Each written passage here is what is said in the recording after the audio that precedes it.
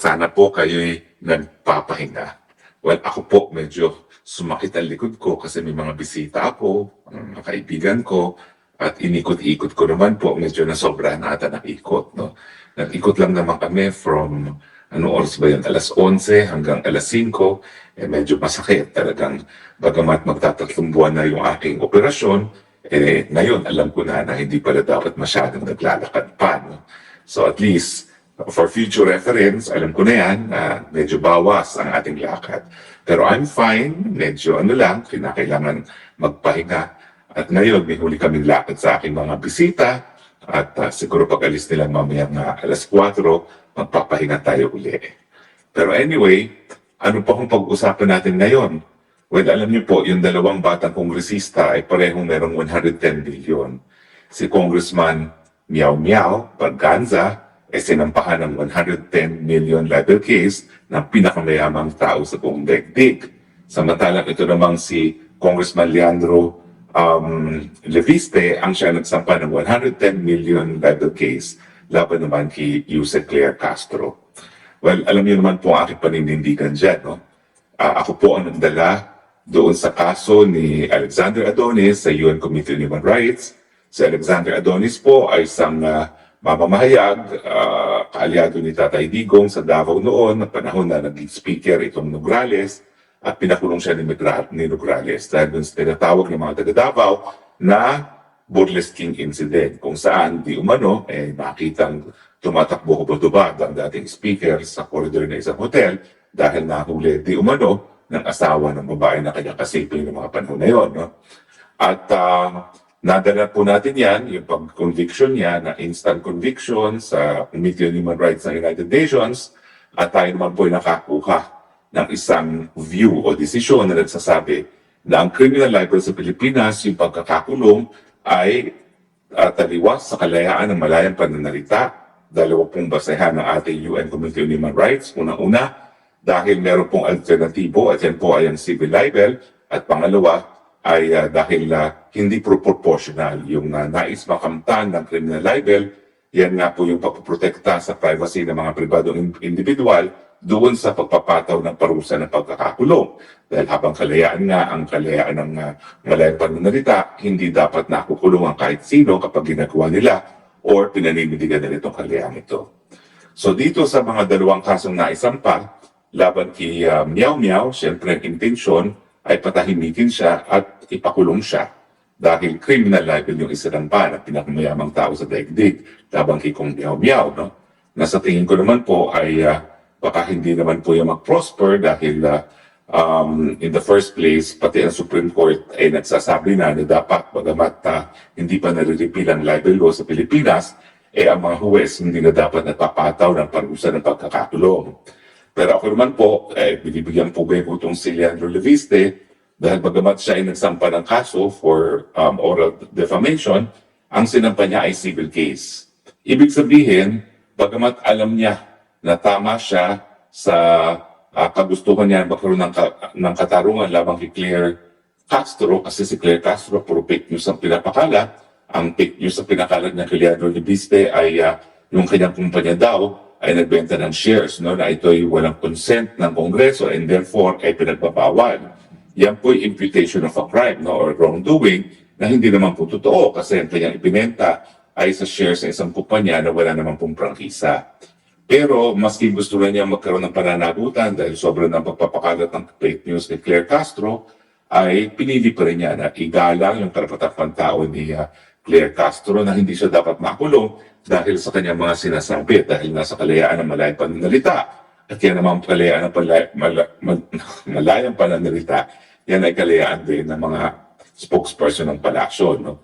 So sa akin, again, no, an additional basis para ako ay humanga kay Congressman Leandro Leviste, tama po siya na bantayan at pag-ingatan ng kanyang pangalan dahil wala naman siya kahit krimen na ginawa, bakit sasabihin ni Claire Castro na gumawa siya ng krimen, yung pagbebenta siya shares of stock ng isang kumpanya na wala namang prangkisa. Kasi iba nga pala yung merong prangkisa, yun yung solar power para sa bayan, samantalang ang binenta naman niya ay yung sa isang kumpanya na walang prangkisa. No?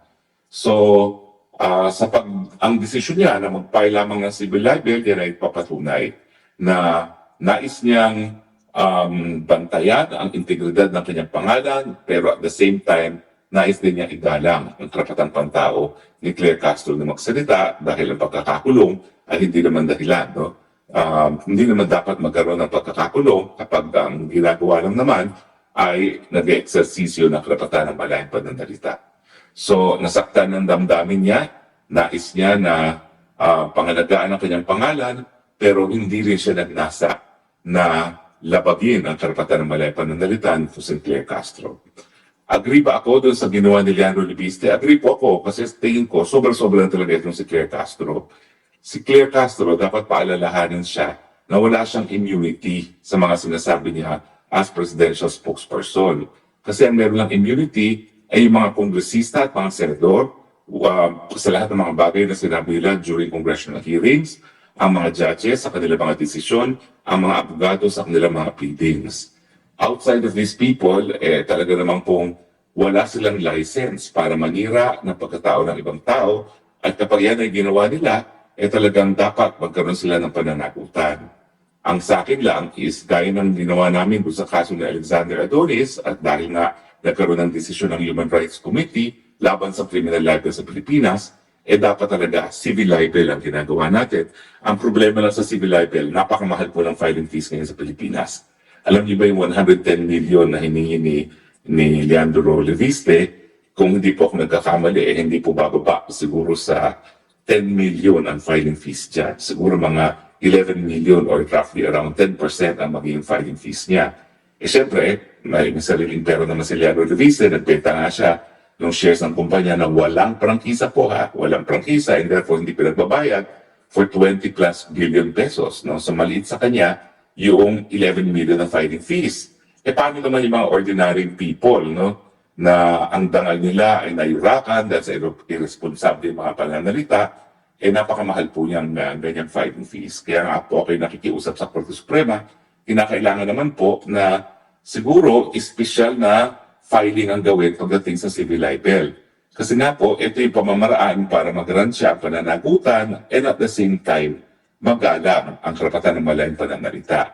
Pero kung napakataas po ng filing fees, matetempt na lang ang taong bayan na file na lang ng criminal libel. Kasi ang criminal libel, pagkamat may konting fees, hindi kasing laki ang filing fees pagdating sa civil cases. Iba po kasi ang computation yan. Dati-rati nga po, walang filing fees sa criminal cases. Ngayon, nag-ano na rin sila, nag-require rin sila ng filing ng pagbabayad ng filing fees sa criminal cases, pero hindi naman po roughly equivalent to 10%. Hindi gaya ng filing fees sa mga civil cases. So sana magkaroon ng special filing fees for civil libel para mga tao hindi na pinupuntirya, hindi na kumbaga tinatambakan ang kasong libel sa mga piskalya at mag-civil libel na lang sila, no? Diretso na sa korte. Dahil alam naman natin na talagang hindi po makatarungan na kahit sino ay makulong dahil lamang sa kanilang mga pananalita. Pero ang aking personal na paninindigan po, never ako nagdebanda, even for civil libel. Kasi wala akong pakialam kung anong sabihin nyo sa aking tungkol sa akin. Habang ako ay mayroong pamamaraan na magsalita, habang ako ay mayroong Facebook, habang ako ay mayroong Twitter at Instagram, ako naman po isasagot at sigurado naman po ako na maririnig ng taong aking mga kasagutan sa mga binabado nila sa akin. No? Kaya lang isang vlogger yung nagsabi na ako daw yung nag-offer ng pera sa kanya. Naku, excuse me, yung mga taong may mga pagmumukha gaya niya, hindi ko offer ng pera yan. Sisingilin ko pa yan. Hindi ko siya offer ng pera for any reason at all.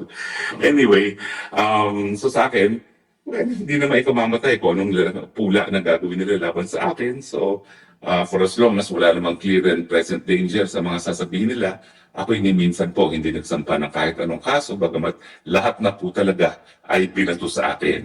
Kasi, I need to walk the talk in the same way na wala rin akong preno pag ako'y nagsasalita dahil ang aking paninindigan ay kalayaan ko yung magsalita, hayaan ko yung magsalita ang iba laban sa akin. Wala pong pagkakaiba ang aking attitude dyan sa naging attitude ni Tatay Digong na ni minsan na hindi rin nagsampa na kahit anong level case, kahit kanino. Talagang malaya tayong salita. So magbakbakan tayo sa malayang nagtado ng ideya. Pero pag kayo nakipagbakbakan sa akin, siguraduhin yung kaya niyong lumaban dahil ako, lahat ng aking sasabihin, paninindigan ko. No? At sa tingin ko naman, Pagdating naman sa tao na mga nag-iisip, makikita naman nila kung sino talaga nagsasabi na totoo. In the end, yung mga palitan natin ng mga ideya, yan po ay pamamaraan para malaman natin ang katotohanan. No? So sa akin, okay lang yan. Makipagbakbakan tayo sa malang merkado ng ideya. Kaya lang nakakalungkot ngayon, lalo na sa internet, nagkakaroon talaga ng pag-abuso. Kasi yung iba, hindi na nakikipag-diskurso, naninira na lang. In other words, hindi sila interested in the truth, gusto lang nila siraan ng mga taong bayan. Pero sa akin, yung mga tao naman na walang ginawa, kundi manira, na wala namang basihan, hindi na rin pinaniniwalaan. Kapag ako naman ay tinitira at medyo masakit ang mga sinasabi, ang sinasa puso ko na lang ay yung sinabi ng isang maestrado na ang tunay na basihan ng katotohanan ay ang kapangyarihan ng isang ideya para matanggap sa malayang merkado ng ideyas. Pero ako naman talaga, kung talaga naman pong walang basihan yung mga sinasabi nila, paano matatanggap yan? Gaya niyang ako daw ay pogo. Paano kung magiging pogo? Ni minsan hindi naman ako may-ari, miski isa man lang share sa isang pogo company. Ni minsan hindi ko naman naging kliyente ng isang pogo company. Ang naging kliyente ko ay yung isang kumpanya na nagpaupa sa pogo at kompleto ko ng ebidensya. Anong ebidensya? Yung mga pleadings na i-file ko sa MTC, sa RTC, sa Court of Appeals, sa Supreme Court. Lahat po yan ay sa ngalan ng isang kumpanya na hindi naman po nagdedegosyo ng pogo. Sila po ay nagpapaupa sa mga pogo sa panahon na legal ang pogo. So, malinis po ang aking konsyensya. Mas ipasampahan nila ako ng non-billable qualified human trafficking. Wala namang kahit anong ebidensya na ako'y nag-recruit ng kahit sino para pagsamantalahan ang kanilang labor. At syempre po, dahil yan ang basic element ng human trafficking, paano naman ako magkakaroon pa ng qualified human trafficking na wala man lang ni isang trafficking? Kaya alam ko po na nadudungisan yung pangalan ko sa pagsampa ng tanim kaso na yan. Pero in the end, naniniwala naman ako na kung ang basahan lang nila ay sinamahan ko si Cassie Ong para humingi nga ng karagdagang panahon para magbayad sa PAGCOR dahil yung pera nilang dapat akala nila binayad sa PAGCOR ay natispal ko, naniniwala ako na yung mga matatalinong tao at wala naman akong pakialam dun sa opinion ng mga bobong tao, yung mga matatalinong tao makikita na wala tayong pagkakasala. So ang aking sinasabi talaga, unang-una ako'y nagpupugay kay Leandro Libiste kasi tama na panagutin niya si Claire Castro finally, and I hats off to him dahil siya yung unang-unang nais na panagutin si Claire Castro, pero hindi sa pamamaraan na malalabag din ang karapatang pantao ni Claire Castro sa malayang pananalita at ito nga ay sa pamamaraan ng isang civil libel. At the same time, ako naman po ay sumusuporta rin kay Pong Miao Miao, no? Laban dito sa pagsampa ng aksyon ng libel sa kanya dahil sa akin, importante ko na pag-usapan yung mga issue na sinasabi ni Miao Miao, no? At ito ay ano ba talaga ang impluwensya ng mga mayayamang tao sa larangan ng politika. Dahil kung totoong sinasabi niya na siya ay nagpopondo, siya ay nagbibigay daw ng mga pasuhol, di umano, sa mga politiko, yan po ay nagpapakita na talagang ang ating larangan ng politika ay nadidiktahan ng pera na hindi naman dapat. Kasi pagdating sa policy making, yan po ang trabaho ng mga mambabatas, kinakailangan gumagawa tayo ng pulisiya na makikinabang sa mayorya ng ating populasyon at hindi lamang dun sa mga mayayaman. So ako, manindigan lamang kung miyaw-miyaw at nasa likod mo naman, hindi lang po ang katotohanan, kung hindi na rin ang sambayang Pilipino na alam na po na kinakailangan mabago na ang larangan ng politika dahil habang ang mga mayayaman na nagdidikta ng pag-uusap natin sa politika, siyempre ang makikinabang lamang ang mga mayayaman at hindi ang madlang people na ngayon po ay gutom. 51% ang ayon sa SWS ay nagsasabi na sila ay gutom at siyempre 94% ay naniniwala na lantaran ang korupsyon sa gobyerno, korupsyon na in the first place nagmumula dahil may mga mayayamang tao na ginagamit ang suhol para magamit nila ang gobyerno para instrumento sa lalo pang paglago ng kanilang mga kayamanan.